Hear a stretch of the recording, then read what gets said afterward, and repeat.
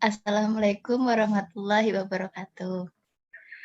Sebelumnya, kita perkenalan terlebih dahulu. Perkenalkan, nama saya Nadia Nurintansari, NIM D600-2079 dari Teknik Industri kelompok 16. Bisa dilanjutkan. Perkenalkan, saya Gibran Aditya Dewangga, NIM D600-2080 dari jurusan Teknik Industri kelompok 16.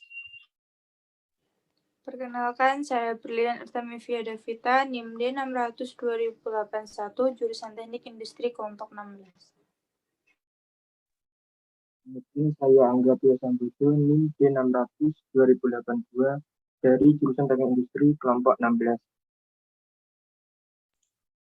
Selanjutnya kita masuk ke pembahasan materi.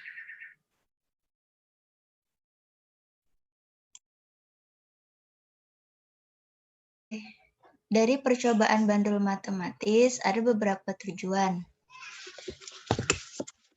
Dari percobaan bandul matematis telah diamati berupa waktu yang diperlukan bandul matematis untuk melakukan 20 kali osilasi dengan panjang tali dan sudut yang telah ditentukan pada percobaan 1 dengan panjang tali 0,3 dan sudut 15 derajat merupakan waktu 22,93 sekon.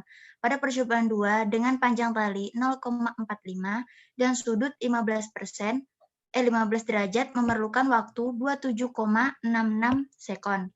Pada percobaan 3 dengan panjang tali 0,6 dan sudut 15 derajat memerlukan waktu 31,77 sekon.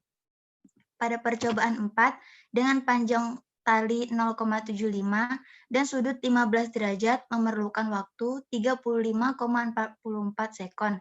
Pada percobaan 5 dengan panjang tali 0,9 dan sudut 15 derajat memerlukan waktu 38,66 sekon. Hal ini sesuai dengan tujuan pertama pada praktikum bandul matematis, yaitu mengamali dan memahami prinsip gerak osilasi bandul matematis.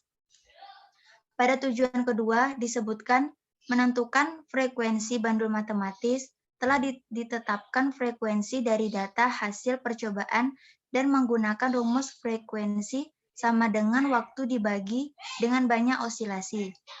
Pada percobaan 1 didapat frekuensi 0,87221979 Hz.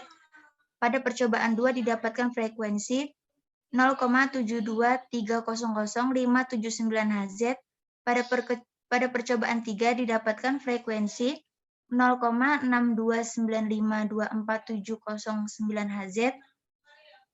Pada percobaan 4 didapatkan frekuensi 0,56433408,5 Hz. Pada percobaan 5 didapatkan frekuensi 0,5139574 Hz. Pada tujuan ketiga disebutkan menentukan nilai tatapan percepatan gravitasi bumi. Telah dijelaskan pada landasan teori bahwa nilai tatapan percepatan gravitasi bumi didapatkan dari pembulatan hasil. Dari 9,799 meter per sekon kuadrat menjadi 9,8 meter per sekon kuadrat.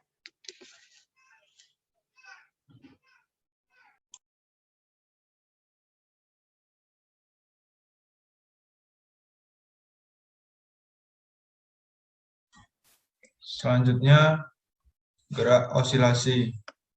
Gerak osilasi adalah gerak bolak-balik di sekitar posisi setimbang. Agar ini dapat terwujud, maka saat benda menyimpang dari posisi setimbang, harus ada gaya yang menarik kembali ke arah posisi setimbang. Ini berarti pada peristiwa osilasi, arah gaya selalu berlawanan dengan arah simpangan. Bentuk paling sederhana persamaan osilasi yang memenuhi kriteria di atas adalah F sama dengan min CY. Keterangan dari rumus tersebut yaitu Y adalah simpangan benda dari posisi setimbang. F adalah gaya yang menarik kembali benda ke posisi setimbang. C adalah sebuah konstan.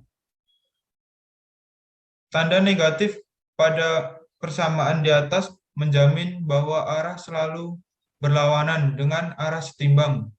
Gaya yang memenuhi persamaan di atas dikenal dengan hukum Hooke.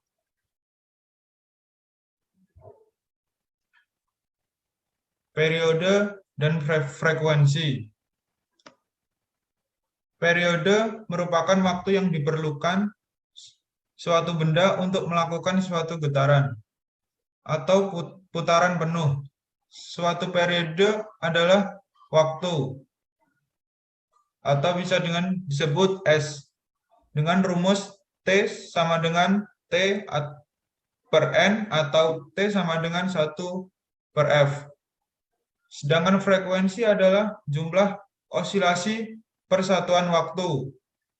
Satuan frekuensi adalah osilasi per detik dan diberi nama Hertz.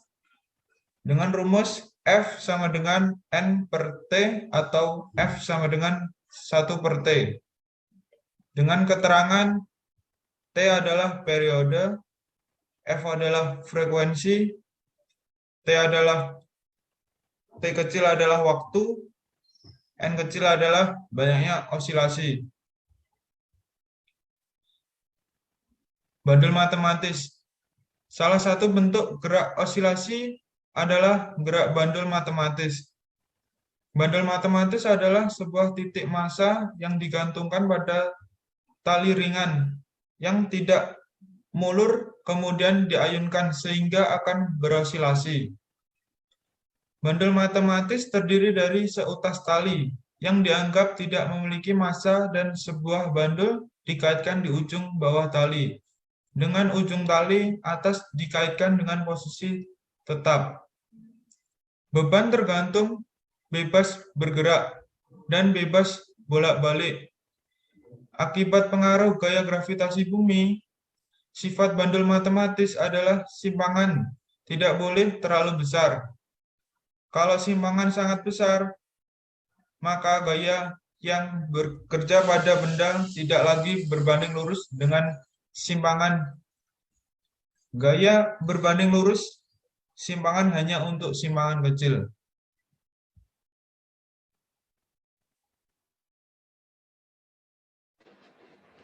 Alat-alat yang terdapat pada bandul matematis ada statif, penggaris, busur, tali nilon, beban pada bola pejal, sensor yang terdiri dari laser dan fotodiode, dan mikrokontroler sebagai pencatat hasil praktikum.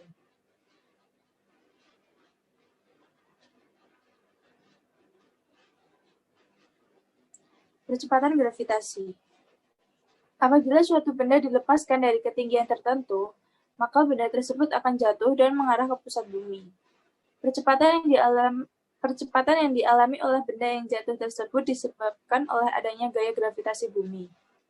Percepatan gravitasi bumi dapat diukur dengan beberapa metode eksperimen. Salah satunya adalah dengan menggunakan sebuah bandul matematis yang terdiri atas titik massa M yang digantung dengan menggunakan seutas tali tak bermassa atau massa diabaikan dengan ujung atasnya dikaitkan dinding diam. Pada sistem bandul sederhana, benda bergerak pada sumbu gerak yang hanya dikendalikan oleh gravitasi bumi dengan periode ayunan dapat ditentukan menggunakan persamaan T sama dengan 2pi akar L per G.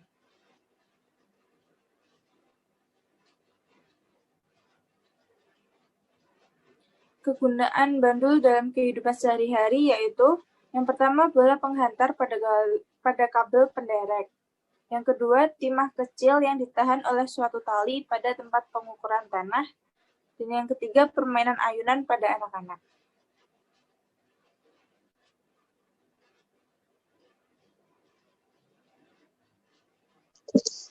Hipotesis. Berdasarkan percobaan bandul matematis, kami mengambil hipotesis sebagai berikut. Yang pertama, semakin panjang tali, maka semakin lama gerakan osilasi. Jadi dalam percobaan bandul matematis ini terdapat 5 percobaan. Jadi kami berasumsi bahwa semakin panjang tali, maka semakin lama gerakan osilasi. Kedua, semakin besar periode, maka semakin kecil frekuensi bandul. Kami mengambil hipotesis ini karena frekuensi sendiri memiliki keterbalikan dengan periode. Ketiga, semakin banyak periode, maka percepatan gravitasinya semakin besar. Next. Di bawah ini merupakan data hasil analisa perhitungan dari percobaan bandul matematis. Yang pertama, panjang tali 0,3 meter, yang kedua 0,45 meter, yang ketiga 0,6 meter, yang keempat 0,75 meter, yang kelima 0,9 meter. Next.